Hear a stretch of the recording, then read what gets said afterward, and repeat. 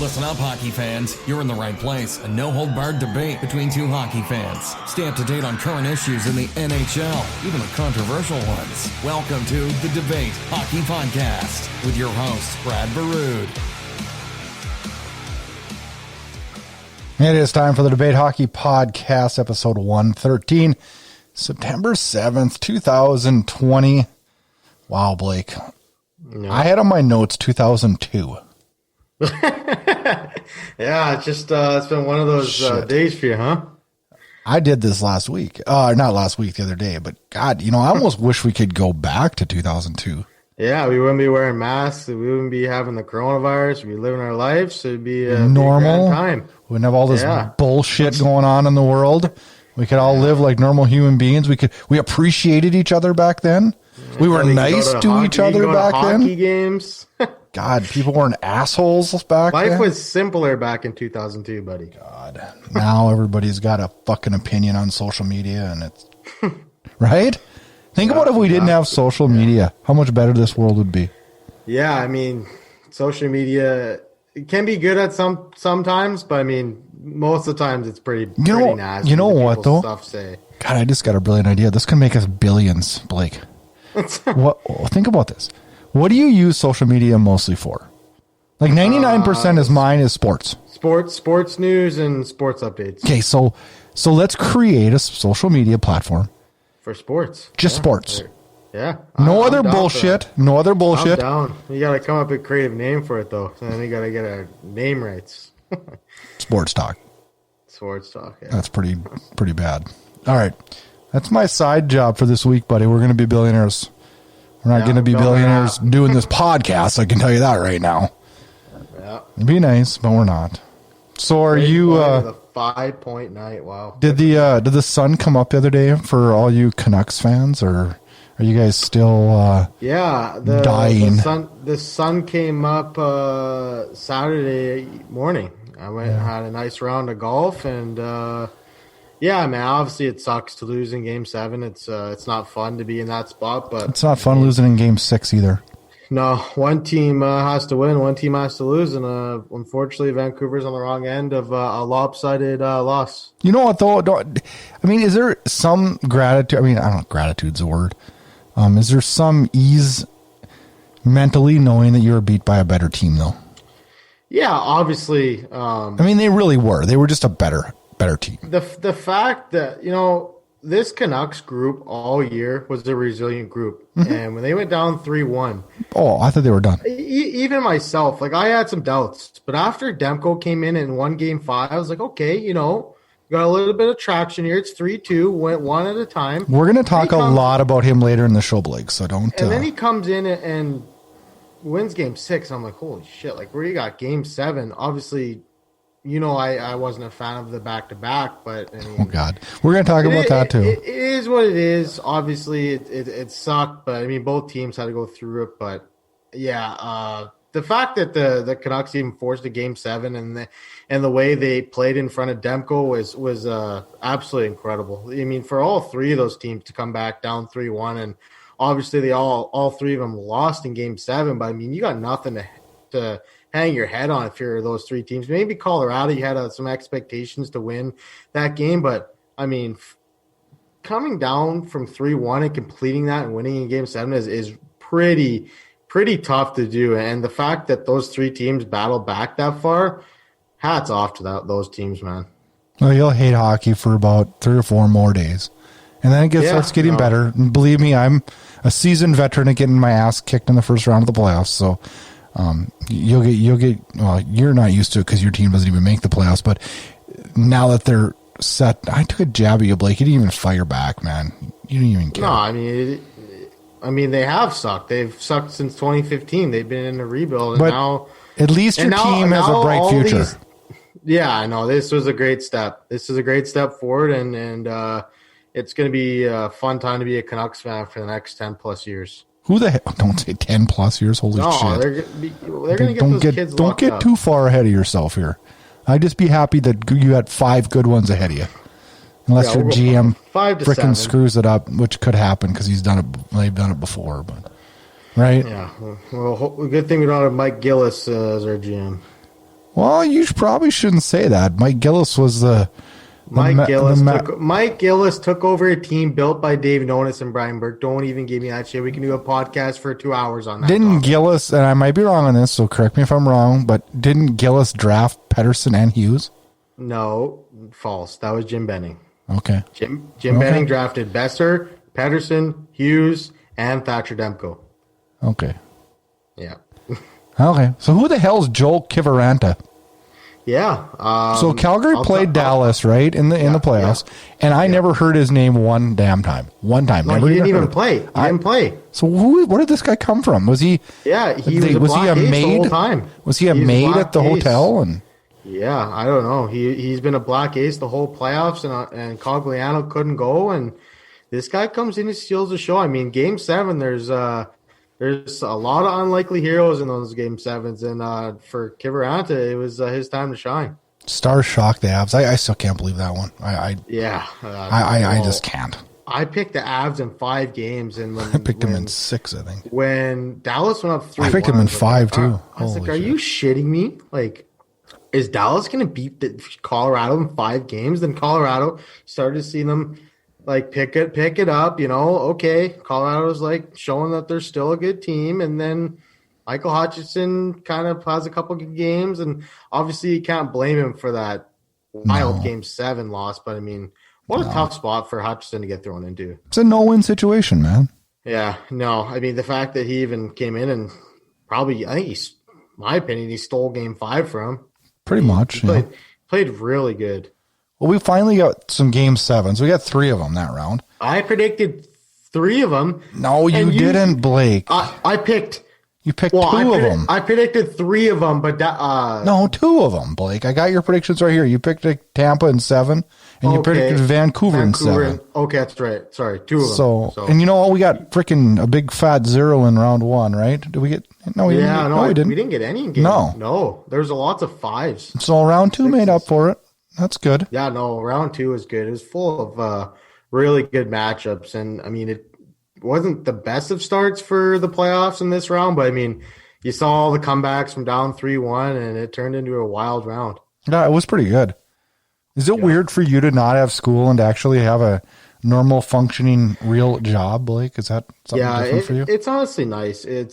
I don't have to worry about doing homework and worry about getting stuff submitted on time. Obviously, you still have to do that with your job, but it's nice to use the degree that you worked hard for the last 4.5 years and put it into work. And I mean, I like it so far here in Verdun. It's a little boring at times. I mean, there's not much to do, but we're starting to ramp it up. We got camp in a couple. Do you have a pub?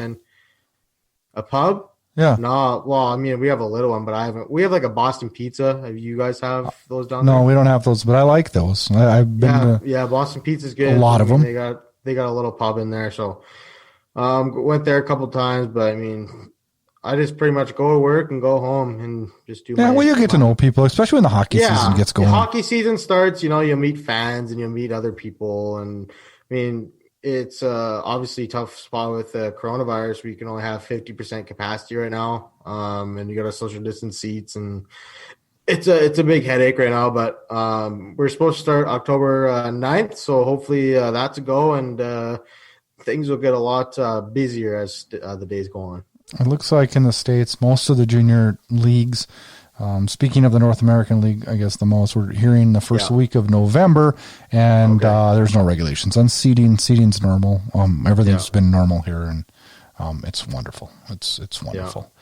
Labor Day, you're on a long weekend too, and summer activities are kind of behind us as temperatures drop. It's 40 degrees outside right now, and it's damn cold.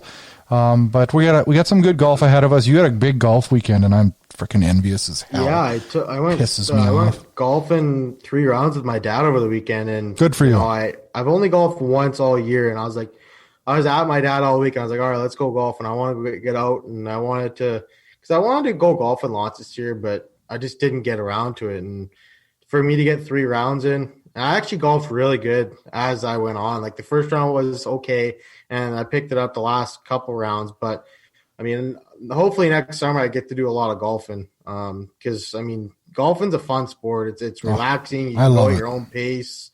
You can put some tunes on in the golf cart and relax, and it's awesome. I love golf. This is my favorite time of year to golf, though, too. When you get a little cooler outside, you're not freaking sweating. It's not blazing hot either. It's nice little breezy weather. I like it. Yeah, no, it's fun.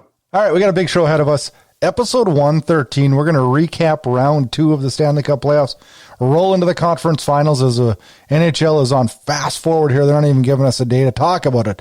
We got to talk about it after it started. We'll preview it. We'll break down the series and give our predictions, and we'll take a quick trip around the National Hockey League. We'll talk Canucks, Markstrom, Demko, Reeves, Liney, Jake Allen gets traded.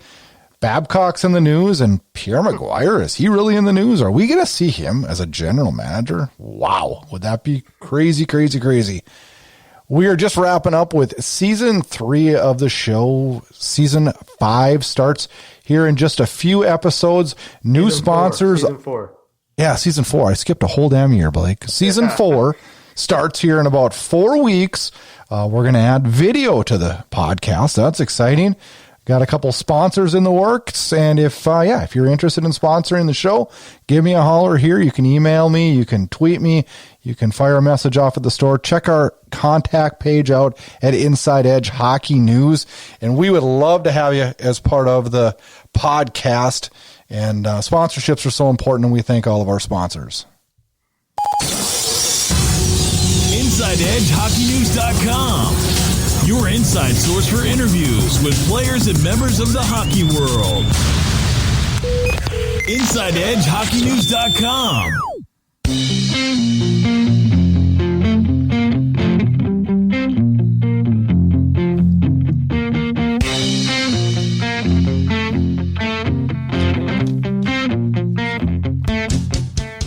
All right, Blake, let's put a wrap on round 2. We talked a little bit about in the intro about how it kind of started off a little slow and picked up all right. You know, we had some game 7s and we had some teams coming back from 3-1, and really can't complain there. And it was actually a pretty damn good round of hockey. Yeah. Let's go through the East first, because we always do that, because we are West Coast bias, and if you don't like it, get off the pod. I'm sorry. Whatever. I don't care. Let's talk Tampa Boston. Tampa wins the series 4-1. Wraps it up with a 3-2 win in Game 5, and it kind of surprised me. This series did. It surprised me a little bit. I picked Boston in 6. You picked Tampa in 7. I felt like Boston just kind of petered out. Am I wrong? Yeah, Boston, they really missed Rask in the series, I think. You could tell that Halak was visibly tired. Towards the end of this series, you could tell the back-to-back 3-4 killed him, I think. And, you just got to give credit to Tampa Bay. They just played better. Are they pulling a Washington Capitals? Who, Boston? Tampa. You know how Tampa. Washington looked like they were going to win the Cup for like 2 or 3 years, and then they ended up just... Nobody expected them to win. Yeah, and then they all of a sudden... Well, no, we all expected them to win, and then they shit the bed like 2 years. No, I'm talking about the year they won. Nobody expected them to win. Yeah, is that maybe Tampa Bay this year? Yeah, they're off to a good start in round 3 against the Islanders. We'll touch on that later on in the show, but when you got Braden Point and Hedman doing what they're doing right now, you're getting good goaltending from Vasilevsky. Best goalie in the league. Up and down the lineup. Maybe this is the year. It's 2020. Crazier things have happened. Maybe. I don't even think this would be crazy. Dallas wouldn't even be crazy. This would be somewhat expected. I think the Islanders winning would be crazy because they're just such a boring team to watch. I don't know. They can't get in a track meet. But wait a second, though. They can't get in a track meet with Tampa Bay. That's not their game. But wait a second. It looked like it at the start of the Islanders, though. Everybody said they're so boring, but they're not like the lowest in goal scoring in the playoffs or anything. Well, they just like the style they play. It's just like it's lull you, play defense, and attack. Yeah, but that's good hockey. Isn't that how you want your team to be? In a way, it depends who you're playing. I don't think they can do that against a team like Tampa Bay. Well, we'll see. I think they got to go. They got to try and play a run and gun with Tampa Bay, and they'll lose that. You can't do that. You got to. They're going to have to. I'm saying though, like I don't think they can go lull you to sleep and then attack. I think because Tampa Bay is just going to shove it down their throat the whole time. They're relentless. They're like Vegas. They come at you in waves. We're going to talk about next round, and there was not a lot of waves in Vegas last night. No, definitely not. It was a completely different team. All right, Philly Islanders. Islanders win this in 7. Yeah. Philly charged back, and I don't know. Then the Islanders just dominated them in Game 7. I thought, never even gave Philly a chance in Game 7. Yeah, you got to give Philly a lot of credit. They battled back from 3-1 down. I mean, we're going to be talking about that a lot in this podcast because it happened in the next 3 series we're about to talk about. But, yeah, Philly, they didn't get enough production from their top 6. They didn't. Voracek had no goals. Konechny had no goals. Giroux had 1 goal. I mean, that's not good enough. You know what? That's your top line, man. Someone brought it. They had 0 power play goals. They're 0 for 15. You'll never win then. No, you won't. You won't win. Someone told me that Travis Konechny has 1 goal in 21 playoff games. I think it was his last 21 games combined with this season. Okay. But yeah, that's not good. Regardless, that's not good. I mean, they're gonna. I don't know. Like Carter Hart gave him every chance to win in his starts, and he's a young guy. And this Tampa team's not going, or not Tampa. This Philly team's not going anywhere, though. No, I don't think so. But they definitely got some pieces in place to put him in the right direction. That's what I think. And I think in the offseason, you see a guy like Claude Giroux get traded or Voracek get traded just to shake things up. Who takes that salary? I don't know. I mean. Okay, let's dive into that just a little bit. I like what you said there, though. I did. There's been a buttload of rumors. I think that's the first time I've used the word buttload on this podcast. I don't know. It's 103 episodes. It's a lot. 113, Blake. Every word that comes out of your mouth. Okay. Everybody talks about Johnny Gaudreau going to Philadelphia. Yeah. Right? And the guy rumored going back was Travis Konechny. That's what everybody was talking about. I mentioned that to my uncle this weekend. He's a Flames fan. I said, I'd be interested in Konechny. I think both players could use a change of scenery, and I think he'd be a great move for both teams. Well, yeah, but then I started to think about it, and I'm like, well, shit. If Konechny can't score in the playoffs, and I don't want that pile because I already got a pile that can't score in the playoffs. I mean, do you know what I'm saying? Yeah, it's. So let me ask you this question. Interesting. What about Travis Sanheim? What do you think of him? Yeah, I think he's untouchable. Like if I was Philly, he would be untouchable for me. Like he's so smooth. Like they're set on the back end. They got Provorov. They're shopping Gostisbehere. You know who I would target? I would target Shane Gostisbehere because there is no way this guy should be a healthy scratch in the playoffs. This guy 2 years ago had 60 points. Are you kidding me? They don't like him. Yeah, I would. Do you like Vancouver, him? I would trade for him in a heartbeat. He's not good defensively. He needs a change of scenery, Brad. He's not. You'd want him at $4.5 million? Absolutely. For a team that has not very much depth on the left side, like the Calgary Flames, outside of Giordano, who do they have? TJ Brody's a UFA. Hanifin. That's it. They got Giordano and Hanifin on the left side next year. That's it. I mean, I think he'd be a great defenseman. He can quarterback the second unit of your power play. I think you could put a package with Gostisbehere and Konechny for Johnny Gaudreau and another player. I think they'd give up Konechny and him? Yeah, why not? They obviously don't like Gostisbehere. If this guy's not playing the last 3 games, so what if Calgary took Gostisbehere and Farabee? Yeah, I think that would be all right. I mean, I like Farabee better. I like the upside of Farabee better than Konechny. I can't believe I'm saying that. Yeah, no, I mean, if he's younger. He's 20. He's 20. But here's the deal, though. Look at this. Spear can play top. He's a top 4 defenseman. I just think he's in AV's doggos. Do you think that they would want to give up Claude Giroux? You really believe that, Blake? They might if the right trade comes, and it'd have to be a hockey trade. It would have to be a hockey trade. He has a no move clause. He has no move clause. I understand that, but who's going to pay? I would be so pissed at my team. It'll have to be like a PK Subban for Shea Weber deal, salary for salary. It'll have to be a hockey trade. I know, but $8.2 million. That guy's got to be freaking awesome, and he's not.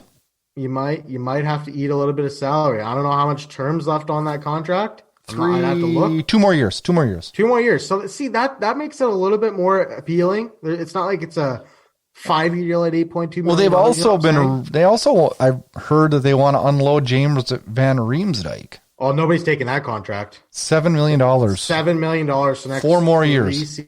4 seasons. So yeah, I mean, I don't think anybody's taking that. They're stuck with that, but I could see them possibly moving a Voracek or a Claude Giroux or a Travis Konechny. Yeah, but nobody's taking Voracek either. He's getting 8.25. He's a good player, though. I mean, he's a good player. 31 years old with 4 more years left. Eesh.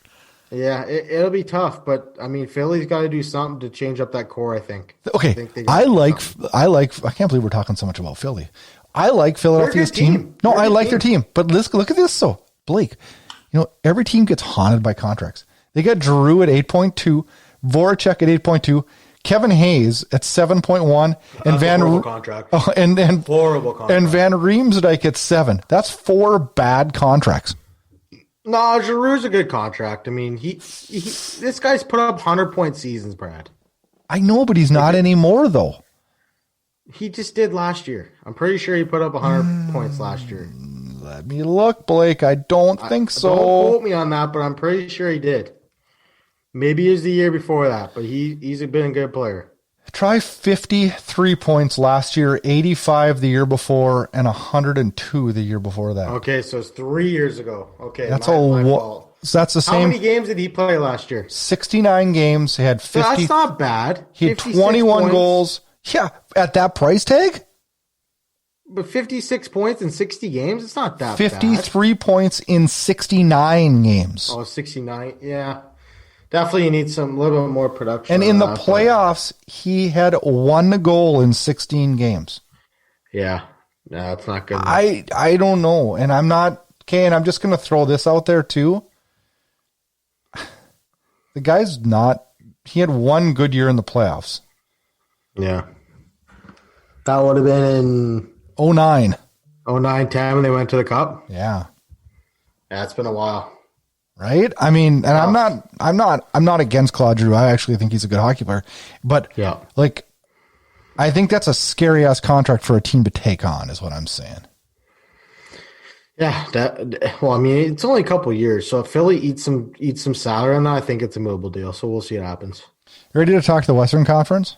Since we went off on our Flyers tangent. Did you expect that in this show? I didn't expect that. No, well, I mean, I just put out that they should make some changes. I think. I mean, I think. No, I agree. I don't disagree with you, Blake. I think that is a team primed to make some changes. I think Montreal's a team to make some changes coming up here too. I do.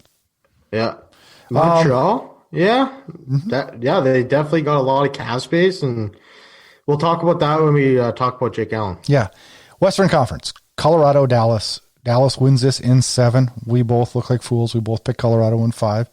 And you know what? I think if they played this series 10 times, Colorado would win 9. And I just think that it just got to the point where there was like an injury and then an injury and then an injury. And it's like, you miss Johnson and you miss Grubauer and Nelson. It's like, God, this is not. Yeah, well, you can't forget about their captain, Landeskog. He didn't play Game 7. That's a huge loss. It is. He got his skate cut by, I think it was Makar. Caught him in the knee. How many times are we going to have this happen? Do we not You gotta go to the Kevlar socks. Right? Man. I mean, oh my God, if I'm a GM. I don't understand. Like, Kevin Biek's was talking about it too. Like, Kevin Biek's is a guy that had his calf cut twice, and he went to the Kevlar, and it didn't happen again. So, I mean, like, the NHL has got to do a mandated Kevlar socks. Like, No. why has this not been done? General managers do it. Like I'm saying, like league, just make a league mandate. But it's so dumb as a player. Like it's a sock. Like the day that Erik Karlsson had his Achilles cut, Yeah, he went right to the Kevlars. I ordered my kid that night a pair of Kevlar socks. And my kid played hockey with it, and it didn't bother. He was like, I don't even notice the difference. Same size socks, it freaking was fine. Yeah. Like I don't get it. Like that to me is such a scary injury and such a preventable injury, or at least prevent the severity of it. And I don't get it anymore. Yeah, I mean, like the fact I was surprised that Landeskog came back in that game. Like that looked like a pretty nasty cut on his leg there. They definitely missed him. I don't know if that was the reason why he didn't play, but I'm guessing that was one of the reason. No, I would assume so. Yeah. Yeah, but I mean, game 7. I mean, what a wild hockey game. I was on the golf course and I had it on my phone, and me and my dad were on the 12th tee. He's like, "Oh, Dallas just scored," and to make it 4-3, or Colorado scored to make it 4-3. 10 seconds later, Dallas scores. I'm like, "Are you kidding me? Like, what a hockey game!" That was a crazy game. And then all of a sudden, I don't even know how to say this kid's name. Caravanta, whatever his name is. I got it up here in my notes. He scores the game winner, but Kivaranta. What a horrible play for puck watching for Colorado. This guy's in front of the net, backs up. There's 4 guys just standing there watching Sekera behind the net. They think this guy's Wayne Gretzky back there in the damn office. Like they're just giving him all the time in the world. And just let him pass it right out front. Nobody took Kiravanta's stick. I'm just like, what is going on here? And of course, can't blame Hutchinson for that goal. No, but they will. No chance. I mean, maybe if he catches the other hand, he catches that. Maybe he's a whipping boy wherever he goes, man. I feel bad for that guy. But don't you think, if a shooter, going up against a southpaw, it's got to be a little weird because normally you shoot right. It is there, weird. Goalie's got his glove there. You know what I'm saying? Yeah, it's weird. So I mean, yeah, I don't know. Colorado, they almost battled back. Give them credit. They went down to overtime, and that's going to be a fun group to watch. They got a lot of cap space, and it'll be interesting to see what they do in this offseason. They get a goalie. They need to upgrade their goalie. They need to extend McKinnon. They need to extend McCarr in a couple of years. So that cap space is going to go pretty quick. Absolutely. So they got to use it smart. Joe Sakic is going to have his hands full. Vancouver, Vegas. Vancouver falls 4-3 to the Vegas Golden Knights, a 3-0 victory in Game 7 for Vegas. And Vegas just basically pretty much dominated Game 5, Game 6, and Game 7. And I just felt like watching Game 7 that Vancouver they just couldn't get it done. I mean, they just couldn't get anything going. They had 2 shots in the first period, and it was just it was a struggle. I'm sure it was a difficult one to watch. Yeah, I was excited going into the game, man. It's first Game 7 since 2011 Stanley Cup Final, and you like to be a fan when your team's in that situation. It's a lot of anticipation building up to the game, and yeah, they definitely laid an egg. Demko almost saved him for the 3rd game in a row there, and that Leonard save on Besser changed the whole game. Mm-hmm. That goal goes in, it's 1-0 Canucks, and the way Demko is playing, who knows? That might have been the only. You would have needed another one. Yeah, maybe. You can't rely on a shutout. The way that Demko was playing and the way that it was going, that might have held up. I don't know. But I'll say this. Did you see the Miller penalty that led to the Theodore goal? No, I'm not even trying to be an idiot here. Oh God, here goes. Okay. That penalty, I should have a dinger. I should have a dinger here for Canucks excuse number 1. The penalty to JT Miller. Listen, no, but I'm saying I went on Twitter and I saw all these. Okay, wait a minute though. Canucks Twitter is no. Toronto. I'm talking about analysts, for sports stuff. Yes, but Blake, I can say the same thing for the Lucic penalty. But right? Okay. 100%. But game 7, 6.5 minutes to go, JT Miller lifts the guy's stick, and that's a hook. I'm just like, you cannot call that. You can't call that penalty in a game 7 when it's 0-0. You can't do it. You cannot let that game be decided by a power play. You can't. Put the whistles away. The whistles were away the whole third period. Why are you doing that now? It's 6 minutes to go. It makes sense. And it's even more aggravating in slow-mo because he got all stick. He lifted his stick. And, I mean, obviously, it was a genius timeout by Peter DeBoer, I thought. That was a smart timeout, and they scored 10 seconds later. So, you can't fault Demko on that. He played it perfectly. It was a good shot, top shelf, bar down, and I mean that was the game. As soon as that went in, it's just deflating as a fan. I mean, you knew that was it by the way that the Canucks were playing, and Toffoli had a chance a minute after to tie it up backdoor, and he went off the heel of his stick and wide. And yeah, it's going to be an interesting offseason for Vancouver and their fans, man. We're going to talk about that, Blake. It's going to be very, very. I'm going to let you chill for a minute. We're going to talk about the conference finals, and then we're going to dive into some Canucks talk. Okay. I'm doing this in segments, Blake, because I know how your blood pressure gets, and I got to give it a little, and then we got to just escape, and then we're going to come back into it, and then we're going to escape before the end of the show because I want you calm and cool when this is over, so you can watch baseball highlights later tonight. Yep, sounds good. I'm looking out for you, man. Conference finals. Let's talk. I don't care. You know what? Let's change it up. Let's talk West first because none of us give a shit anymore because our teams aren't in it. Vegas, Dallas. Vegas, number 1 team ranked. Dallas, the number 3 team. Our predictions as we had to fire these out yesterday afternoon as last night the NHL took no time and we started up right away on Sunday night. I have Vegas in 5, which does not look good right now, and you have Vegas in 6. Game 1. That didn't go like we had planned. Dallas takes an early lead in the series. They're up 1-0 with a barn burner, exciting. I heard it. I didn't see this game. I heard it was the most exciting game in the Stanley Cup playoffs. A 1-0 Dallas Stars victory. I'm full of shit. That was not an exciting game. Yeah, I was going to say, what the hell are you smoking over there? Everybody I've talked to said, hey, Brad, I know you don't miss a lot of hockey games, and you did not miss a good one last night. I watched up until the second period, and I fell asleep. And it was Vegas just didn't play good. Marc-Andre Fleury started game 1. Peter DeBoer trolling everybody, starting Fleury game 1. I mean, what's he doing there? I think, well, he's giving Liney a break. Obviously, he just started the last 4 days, I think. And so does he go back to him now? Liney's the guy. He's gonna be the guy. Liney. They were just giving him a day off. Isn't that like a really, really jacked up time to game 1? I mean, you know how critical mathematically game 1 is? I'll tell you what, if Vancouver won game 7, I bet you they would have started Louis Domingue game 1.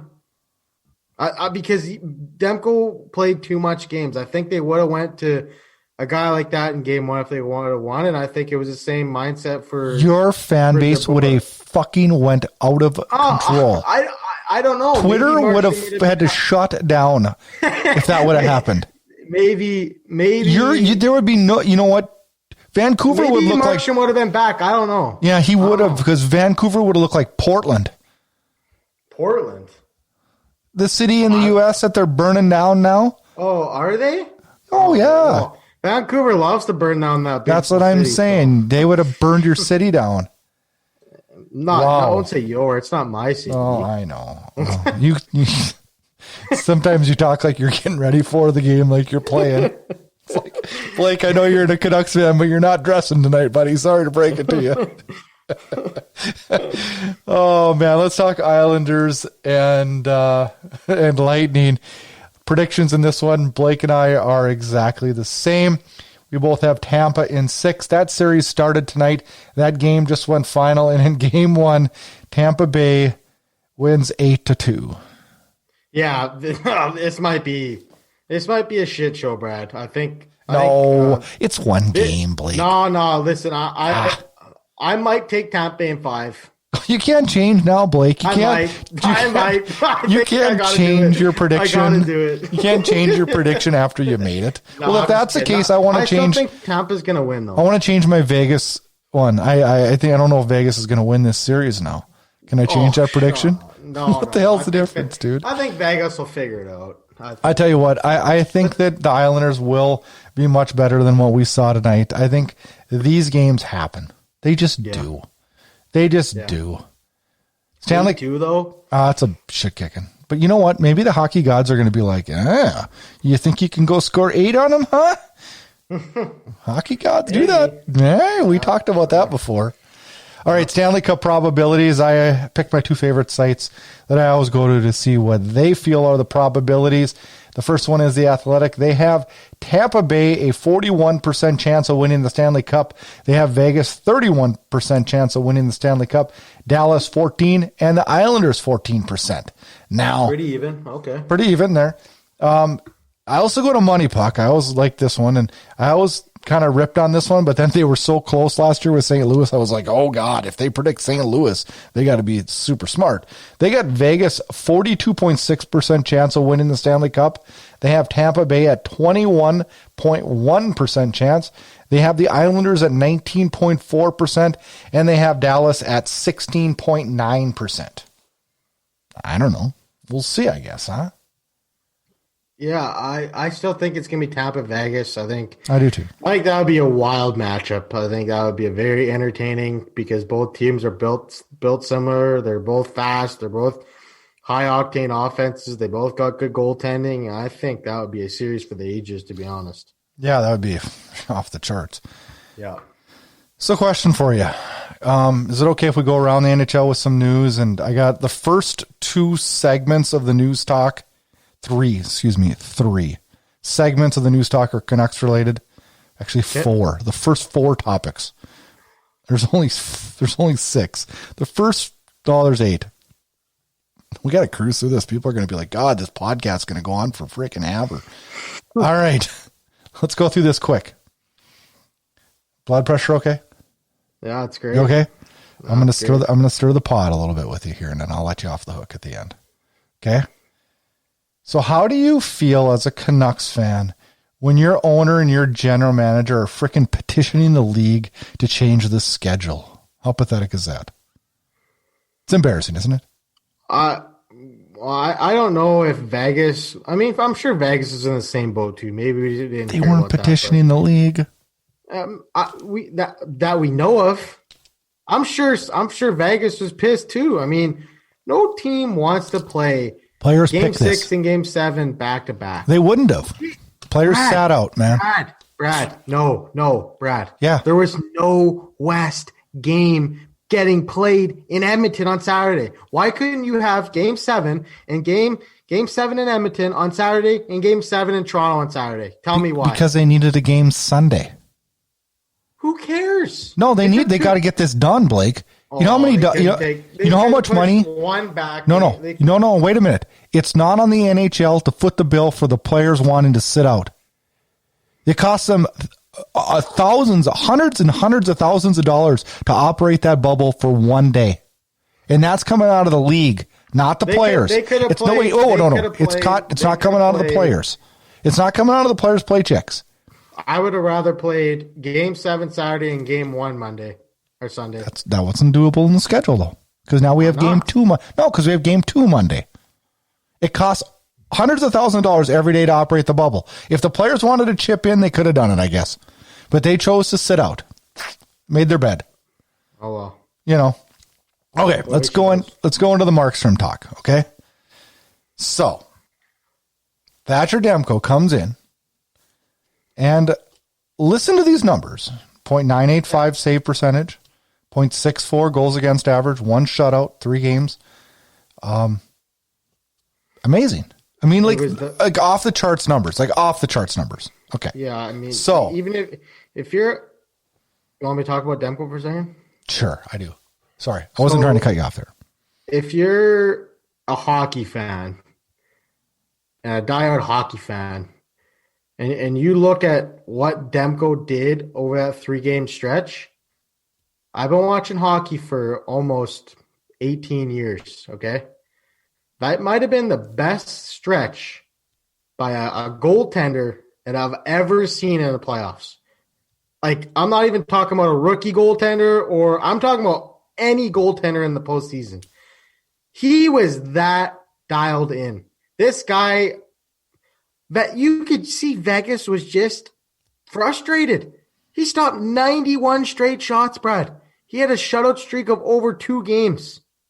This guy was unbelievable. It might have been the best three games in Canucks playoff history for a goalie. How hard is that?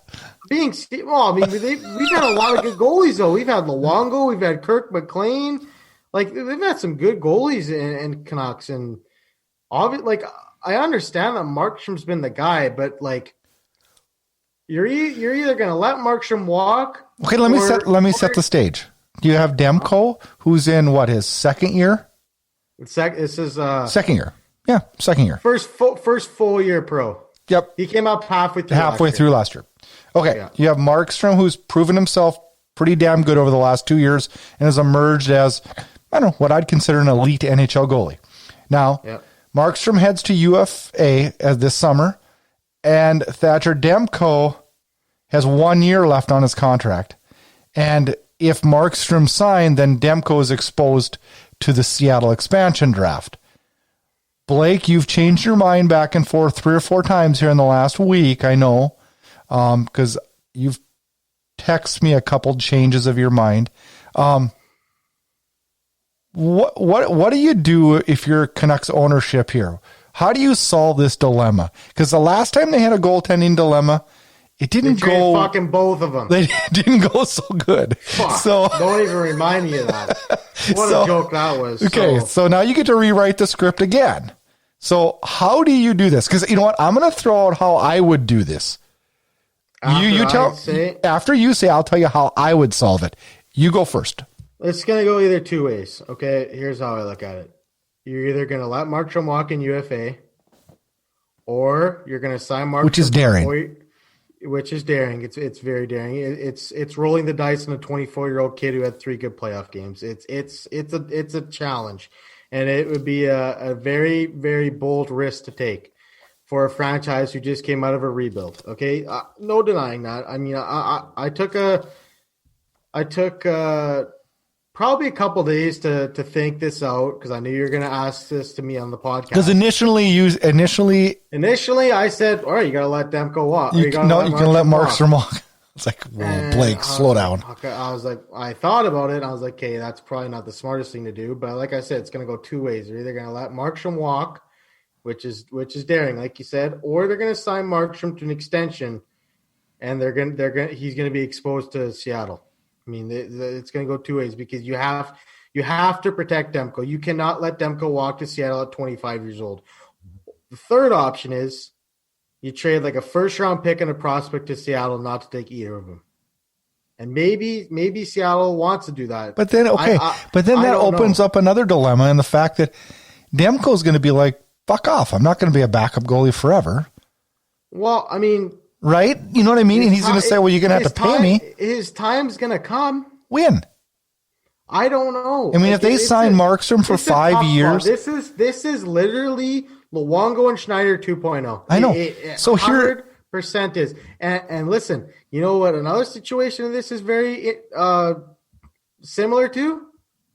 Marc-Andre Fleury and Matt Murray. Very similar. They let Fleury walk to. They let the wrong guy go, and that's why I think if you let Markstrom go, you let the wrong guy go. It depends. Are you gonna buy? Maybe they sell high on Demko and trade him. Well, stop. Here's what I would do. Actually, you know what? You want me to tell you what I would do? Let me finish my sentence. All right. You just told me what you'd do. I would sign Markstrom, and I would go into him and say, you've been our man for 2 years. We don't make the playoffs this year without you. Correct. Seriously. I mean, that guy was good. He's our MVP. And he wasn't just good. He was great. But he's been great for like 2 years now. I say good since 2018 December is when he turned on the clock. That's so about a year and a half. Okay, but it's longer than a week, right? Because that's all good Demko's been. And I'm not ripping Demko. He was freaking amazing. But like you can't that is like a freaking bet of a lifetime to have just say, oh, we're going to go with Demko. He's our guy. Sorry. Thanks, Jacob. Have a nice day. So you re-sign Jacob Markstrom, right? And instead of going to Seattle and trying to work out some rinky-dink trade and giving up a high draft pick. I don't know if it'd be high. But listen to this. You'd have to give up something good because think about it. They'd be like, well, no, we want Thatcher Demko. He's our man. So it'd have to be a first rounder. Mm-hmm. So instead of giving up a first rounder, which you don't want to give up, how about you get a first rounder? How about you trade Thatcher Demko while his stake is high? It eliminates you having to fuck around with a contract situation between the two. And you get a first round draft pick out of it and you extend this prospect pool out even more. Yeah, what I would do personally, I hate to do this as Thatcher Demko because he's kind of in an unfair position right now because he comes in. If Thatcher Demko plays like shit, we're not even talking about this. This is like, oh, well, Demko is probably getting traded. We're going to sign Markstrom to a 4-year extension. But isn't that probably the best thing, though? Now, the Canucks are in a good spot right now. This is a good problem to have. You can either sign Demko or, sign Markstrom and keep them both next year. Or for 1 year. Yeah, or you can. Okay, this is what I would do. So I would trade Thatcher Demko in a package with Louis Eriksson to get rid of that contract. I mean, that's a great opportunity. Trade him to a team like Detroit. They need a goalie for the future. Boom, there you go. I'm with you. You get $6 million off the books. Now you can sign Chris Tanev. Now you can sign Tyler Toffoli, and you can keep the team that just was 1 win away from the Western Conference Final. So we're going to find out how smart Jim Benning is the next 2 years. Definitely this year, how he's going to handle this. But he's already said countless times this year that Markstrom's been the guy. So I don't see him letting him walk. I mean, Brian Burke said priority number 1 would be for him to sign Markstrom, and I think that's the way it's got to go. I think so. But did you also hear a report from Elliot Friedman, who we both really trust, that says the contract talks are not going? Yeah, they're not close as well as they want them to be going. Yeah, that's scary. I mean, Markstrom's gonna want some protection. Like he might want a no trade clause, absolutely, which would force him to be protected in the expansion draft. So that makes Demko a trade chip even more. I would be for sure. I'd be like, but what Vancouver cannot do in this situation, they can't. What's the word I'm looking for?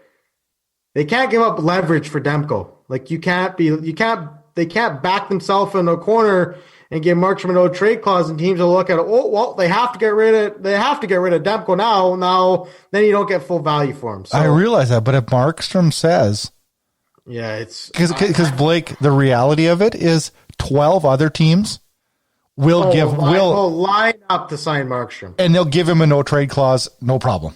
Yeah, I problem. Agree. It's going to be interesting to see what happens. This might be the most interesting offseason since the Sedin twins are free agents. It will be. That's like 2009. It's going to be crazy. 2 more Canucks things and then I'll let you off the hook here. So there is tons of rumors, tons of accusations floating around the not credible but gossipy world of hockey that the Canucks hired strippers for Demko. That's not true. How do you know? That's not true. And then there's rumors that they were fined $45,000 for doing That's not the fact. It was a breaking news parody account that did it. Like how do people not look at this Twitter? Oh, Blake, I had to say it just to get you riled. I'm just saying, like, how do look at the Twitter accounts? Like, are you that's just so stupid. Did you see what a Canucks fan did? I should have sent this to you, but anyways, this guy His name is Mr. Booth _7 on Twitter, okay? He changed his profile picture to the Vancouver Canucks logo and put Canucks PR, okay? And this was after Game 4. After Game 4 where Markstrom sucked, okay? The day of Game 5 in the morning, he put Canucks announce Markstrom is unfit to play. And every single Canucks media, beat reporters, Canucks TV, radio, they all retweeted it. And it's like, oh, Demko's start. It was a fake tweet. Little do we know, Demko starts Game 5 anyway. So like it was just a shit show. I'll have to send you it after this episode. It was such a shit show. But yeah, Canucks Twitter is something else. Like the last 3 days I've had to stay off Twitter because it's just ridiculous, man. Reeves gives Tyler Mott a tiny little elbow, and Mott. Oh, shut up! Oh, get the hell out of here with this shit. Fuck. I was about to get off the podcast. That was a joke. Oh, Reeves back at it with a brutal hit to the head of Tyler Mott. Gets one game. I don't understand this league. Yeah, like give him 3 games. That was a straight target to the head.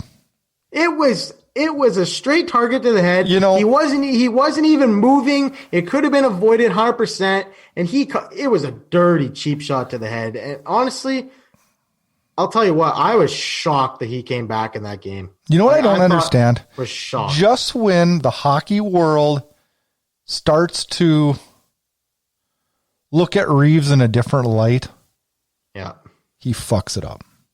Yeah, no, definitely. He is a cheap shot artist. It was a gutless play. I think Reeves is a pretty honest player. I think he made a mistake. Clearly made a mistake. Blake. I don't know. Blake. I don't know. He's done this a lot of times, Blake. He has done it, but he hasn't done it in a while. So it's been a while since. So that Reeves makes it okay. What if it would have been to Pettersson? Very well could have been Pettersson. I know. But there's no justifying what Reeves did. No, I'm not justifying it, but I'm saying it's been a while since he's done something like that, which is good. He's not like Wilson who does it every single year. It's frustrating to me. But what Reeves did was just ridiculous. It was a clear headshot. He wasn't even moving, and he was getting funneled to the boards by Stanley. So why is he even swooping in there to hit him? It didn't make sense. And Vancouver not scoring on that 5-minute power play killed him. Yeah. I mean, they had 10 power play minutes. They didn't score. I think they registered 3 shots, and they just overpass. Look for the perfect play. They needed to get dirty and gritty. It's frustrating. I would just get it in front of the net and throw it at the net, bang away, and tip something, do something. They just fucking sauce down low, behind the back passes. It's like fucking just wire the puck on net. I know. All right, we're gonna let your blood pressure go down. Let's talk something other than Canucks. Patrick Liney on the trade block. Does that one surprise you? Well. Do you really think he's on the trade block, or is Winnipeg just screwing with everybody? They might be blowing smoke up people's ass with this. I think they are. But I wouldn't be surprised if Liney was traded. I don't know. He's a guy that's gotten better on the defensive end, but let's talk about his stats. I was surprised that stat that you sent me. I was a little surprised. I was too, Blake. I'm not lying. Me and you have always had an ongoing Liney Matthews joke going since the day we met, I think. But Matt Larkin tweeted this out earlier this week, and I saved it and sent it over to Blake, and we were both kind of in awe about this. But Patrick Liney, he has 138 goals at the age of 22. Yeah. On Alex Ovechkin's 22nd birthday, he had 98 goals. Yeah. This is a reminder how young Liney still is and how young he got started in this league. Yeah. No, I'm not saying he's not a great player. He just needs to get more of a work ethic. Pardon me, I can't talk today. And you saw that with Ovechkin. He was pretty one-dimensional probably half of his career. And when Barry Trotz came in, he started to play that two-way game. And I think Paul Maurice is going to do that with Patrick Liney. I think he's going to work on his two-way game because Paul Maurice demands perfection and demands you got to play defense. So Patrick Liney is one of the most prolific goal scorers in the league. I'm not denying that, but I was pretty fascinated to see a stat like that. Is he better than Matthews? No, he's not better than Matthews. Come on. I'm going to get you to say it. I'm going to get you to say it. You made that bed. You got to lay in it, man. I'm going to get you to say it someday. I'm not saying it. We're never stopping this podcast until it happens. No. Oh, fuck. I don't know if I can have you for 15 years. All right. Trade happened last week in the National Hockey League. St. Louis sends Jake Allen to Montreal along with a 7th rounder in 2022. St. Louis in return gets a 3rd round pick and a 7th round pick this year. I looked it up. Montreal's goalie cap space. Yeah, it's $50 million. La, la, la, la, la. It doesn't mean anything, Brad. It really doesn't. Oh, really? Montreal has lots of cap space, and this was a glaring need for Montreal. Carey Price, over the last 3 years, has started more hockey games than any goal in the NHL. And you could go get somebody way cheaper. Listen, it doesn't matter. Way Brad. cheaper. Who? Thomas Greiss. Thomas Greiss is going to cost you $3.5 million. So you save an extra $700,000. I think this is a perfect goalie for Montreal. He's played in Montreal in his junior career. He's from New Brunswick. He's a Canadian kid. I like this pickup because Montreal needs a guy who can come in and play 25 to 30 games. He started in his career. And he's a good backup. He was St. Louis's best goalie in the playoffs. He outperformed Binnington. And this guy... I think St. Louis is going to hate that they have Binnington in a year. Montreal hasn't had a good backup since Yaroslav Halak in 2010. That's how long it's been since Carey Price has had a backup. They could have got Halak back for cheaper. I don't think Boston's going to let him go. I know. Full circle. No, definitely. But I think Montreal looked at what you get with a well-rested Carey Price in the playoffs, and he was great. I still think they flip him. He cannot. Who, Allen? Yeah. I don't know. It depends. That was my first thought when I saw it. I'm like, they're flipping him. There's no way they're going to have that big of a goal. They can't have that much cap space. But Allen's only under contract for one more year, so it doesn't really matter. I know. But it doesn't really matter. Like it really doesn't matter. I mean, they have $20 million in cap space, and they're getting all these young kids still on entry-level contracts. Sorry, excuse me.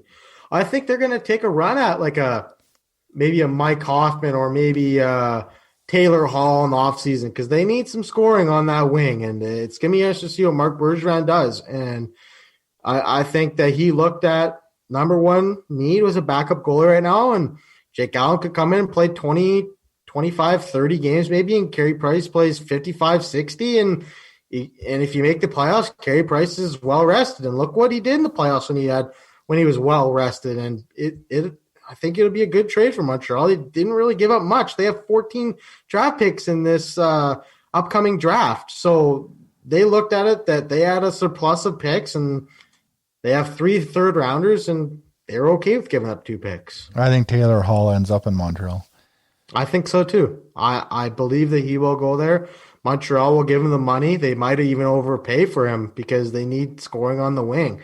And with Max Domi changing his agent to Mitch Marner's agent, I think he changed from Pat Brisson to I can't remember his name, but you look at the Mitch Marner contract and you think, Max Domi might be a little too priced out for us in Montreal, so they might look to trade him. Do you think Max Domi is really that great? I don't at all. I think he's a good player.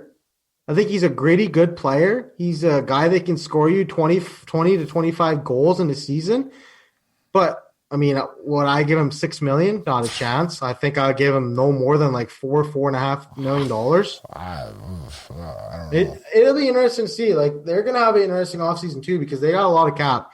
So it'll be definitely interesting to see for sure. Mike Babcock, rumored to be linked to an open coaching position in Washington. How long will the background check go on that one? Yeah, this is I'm very interested to see when this popped up on my phone. Their ownership said they wanted to get a veteran guy in. Like, you had one in Barry Trotz. Why'd you let him walk? I mean, Didn't want to pay for it. I'm still puzzled to. Because Reardon was cheap. I was just, the guy won you a Stanley Cup. Just give him the damn bag. Like, I don't understand. He wasn't even asking for the bank. But also, obviously he was. If they, I don't know. No, I just think ownership was like, this Reardon guy will be fine. We got good players. Coaches aren't important. And they learned the lesson the hard way. They learned the hard way. Yeah, no, they definitely did. And now they want a guy who's veteran. So I could see a guy like Jared Gallant going there. Maybe a Bruce Boudreau reunion there. Maybe that would be an interesting option for them. Obviously, Babcock is there. Did I not hear though that Bruce Boudreau is coaching at Hershey this year, right? Peter Laviolette is an option. I do see Bruce Boudreau going to the Toronto Maple Leafs in an assistant role, though. I heard he was. I don't know. Was I dreaming this? I don't think he's in Hershey. I heard he was going to Hershey. That's Washington's farm team. I don't think so. I might be wrong. Maybe he's there on vacation. I don't know. You want to talk Pierre McGuire? Maybe he was on vacation there. Could be going there on vacation, right? Do you want to talk Pierre McGuire? Rumored to have got a second interview, not just an interview, but a second interview with Arizona. And when I read this, I thought they can't hire him. And if they do, this is so Arizona-like. This is so Arizona-like. Can this team just fucking move to Quebec, please? If they do this, this is a joke. This is a joke. Does this guy even have general manager experience? Yes, he was a general manager in Hartford, I believe. He was. You're right. But that was what, 50,000 years ago? Jesus, Murphy, second interview. When I saw that Mike Gillis was getting interviewed twice for the Florida Panthers, I almost shit my pants. I'm like, this guy's still around? He's going to ruin another franchise? Oh, you can't ruin that one. That one's already ruined. He would acquire a pre-ruined. And he would make it even more ruined. So, I mean, just fitting. I mean, I can not like. I mean, all right. They have a history of getting trash GMs, Chaika, and now Pierre McGuire, maybe. So we'll see. You're speechless. I'll let you go. Let's get on to 3 questions. Inside Edge Hockey News, lighting the lamp and raising the cup. It's time for 3 questions. All right, Blake, my turn this week to fire off 3 questions at you. And they're short and they're sweet. This shouldn't take long. Question number 1. When do you think the 2020-2021 NHL regular season will start? I think it'll be 48 games or January 1st. I think so. You're exactly right. That's exactly what I was going to say. Question number 2. Yep. Is Steven Stamkos' career over? I'll tell you what. I had this conversation with my dad 2 days ago, and they say he's out for this round. And man, this guy's just had bad luck with the injuries. I would hate to see his injury come to a close at 30 years old, but you gotta maybe have Steven Stamkos as a person is probably having some doubts right now. Like, can I get back? I mean, he had the blood clot scares, and now he had core surgery, and now he had a broken leg. I mean, this guy's just had a string of unfortunate injuries, and I hope that he doesn't have to retire, because he's one of the best players that I've seen in my lifetime, and that would be a huge loss. I mean, he's the captain, he's the heart and soul of that team, and I hope his career isn't over. My very first NHL awards show at 2012. The second NHL player that I interviewed, the first was Brian Elliott. The second was Steven Stamkos. Mm-hmm. And to this day, he might be the most interesting, polite, and quietly funny player I've talked to. Did you have a one-on-one with him or just in a scrum? No, it was in a scrum. All he wanted to talk about was softball and playing softball with his buddies in the off season. He loves it, man. What'd you ask him? Oh, do you remember? It's kind of putting you on the spot, but man, what was the top. Oh, he was in a contract. I believe. No, that was Carlson that year that was in the contract.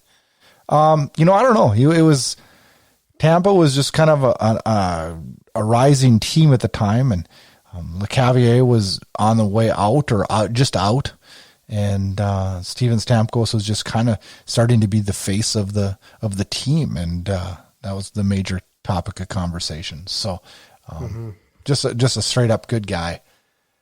All right, question number 3: should the Leafs give up on Frederick Anderson? Oof, this is a tough question. I kind of figured this is going to be a question you would ask me too, since you love the Toronto Maple Leafs a lot. So he's got 1 year left at $5 million. You got Jack Campbell under contract for 1 more year. There's been a lot of rumors that Carolina is interested in him, and if you can get a defenseman back for Frederick Anderson and go out and sign a guy like Robin Lehner, or Markstrom. Why not? Or Markstrom. Why not? Yeah. I mean, if you can improve your defense, I would only trade Frederick Anderson if you can improve your defense. I'm with you. That's the only way I move Frederick Anderson. I don't know that it's fair to give up on him. I don't know if it's fair. I think if you can, like you said, upgrade because of it. If you can upgrade your back end, and because me and my dad were talking about this year is going to be the year of the goalies. You got Hopi, you got Hudobin, you got Markstrom, Rice. You got Cam Talbot, you Lehner. got Robin Lehner, you got Mike Smith. It's Corey loaded. Crawford. Corey Crawford is a guy who's been good. There's gonna be so many goalies in different uniforms this year. I already said Cam Talbot. Oh. But yeah, Same again. We were counting. There's probably 6, 7, or 8 goalies that might change uniforms this year. So if the Leafs can upgrade their back end, and now Arizona's got to shed salary, so maybe Darcy Kemper. Maybe you know what I was thinking. I was reading an article on the Leafs. I saw a proposal where they traded Frederick Anderson to Carolina for Brett Pesce and a draft pick. And then they took a first-round pick and a second-round pick and traded it to Arizona for Darcy Kemper. Was that a dream or was this for real? I read it. I was like, wow. I mean, if they could get Pesce and Kemper in there, that's a huge difference. Like, Pesce is a top 4 defenseman, and Toronto is going to be losing Barrie this year. So it'll be they got to improve their back end, and trading Anderson or maybe even Mitch Marner. Dare I say the Leafs trade Mitch Marner to upgrade their back end? They should, but they won't. Maybe you see a blockbuster like Mitch Marner for Oliver Ekman-Larsson. Oh, would that be a smart move? I would do that. But Arizona can't do that though because they're trying to shed salary. They could flip him though. Wouldn't you at least entertain that if you're Dubas or the new GM? I would do it in a heartbeat if I was Toronto, but I don't think Arizona would do it because they don't want to get a guy back with salary. They just want picks. They don't want salary. Well, they can flip Marner for picks then. Maybe they would do that. You get like 3 first-round picks for him, maybe. You wouldn't get 3, but you get. Well, you might get 2. You ever hear those stories about Brian Burke when he was drafting? Yeah, trading 4 first-round picks to trade up. He said he would always call for the first overall pick and offer him all of his draft picks. Yeah, you can have all 7 of my picks. I just want this one. Well, because he said like, if I land the right guy in the first round, like the rest of them don't mean shit. Yeah. Right? Yeah. You just got to be right on one of them. Do we got a listener question? We do. From Eileen Connolly in Mississauga. Okay. You ready for this one? I am. Her question is, I am sick and tired of people mocking Canada for not having a Canadian-based team win a Stanley Cup since 1993. What do you actually think the real reason for this is? Well, it's a simple answer. There's 23 American teams and there's 7 Canadian teams, and when you look at an American team, most of the time it's 50 to 75% Canadian players. So who really cares? Like, I mean, you look at St. Louis last year. I think that's not the question, though, Blake. They had 19 Canadian players. I think it's just an overlooked question. I don't see why that's even a topic though anymore. Well, it's still like a Canadian. I mean, we both like Canadian-based teams. Yeah, 100%. These teams of course. can't. But just like we're not this. I don't think people when they say this are ripping on Canadians. They're ripping on Canadian markets for not being able to build a team that can win a Stanley Cup. And I have 4 reasons why I think it doesn't happen. You want to hear my 4? Go ahead. Law of averages. There's 8 Canadian teams versus 20. Or there's 7. 7 versus 20. What 3? 20, 24. Okay. Something like that. Yeah. There's the media pressure. Yep. That's a factor. I believe it is. Well, there's pressure in Toronto, Montreal. From the media. And then I believe Vancouver and Calgary. That's about it. The tiers that I put, we'll just go on a little side topic here. I think the top 3 most pressure markets are Vancouver, Montreal, and Boston. Toronto. Those are the 3, and Canada. Oh, in Canada. Those are the top 3 pressure.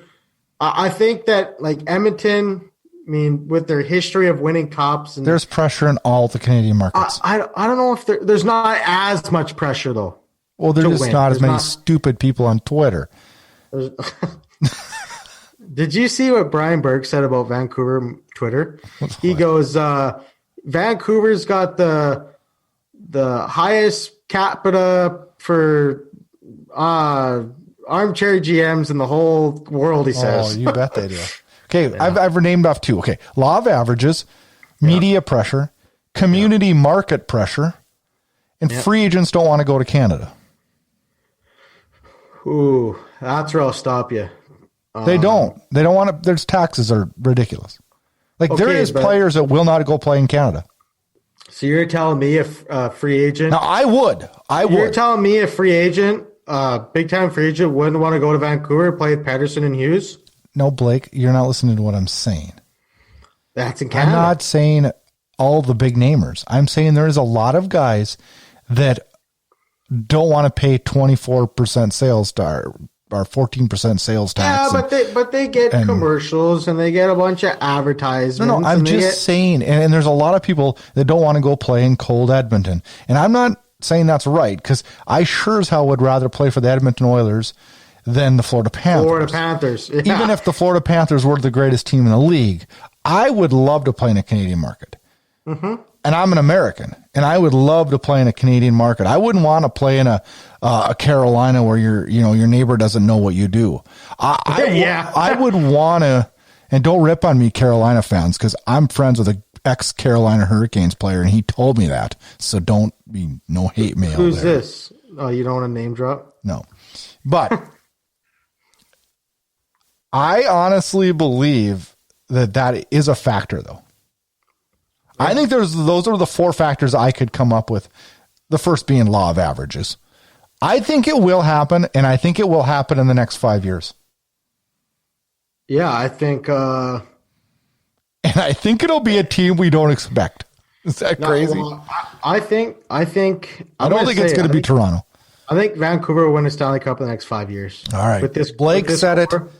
Blake said it. It'll be. I think it'll be Vancouver or Toronto in the next 5. You guys, I told you at the beginning of the show that I was going to put Blake through some ups and downs, and as we go out, I was going to let him dream of the day within 5 years that the Vancouver Canucks are Stanley Cup champions. Next week we're back. Another Stanley Cup playoff edition of the Debate Hockey Podcast. We're going to take it easy on Blake next week. His blood pressure, we're taking it easy on him. Next week, we'll discuss the midway point of the conference finals, dive into all the things happening in the NHL. We'll talk a little bit more on trade rumors. That was a lot of fun today. We'll do that again next week. Thanks for listening. Enjoy the hockey action. It's playoff hockey in September.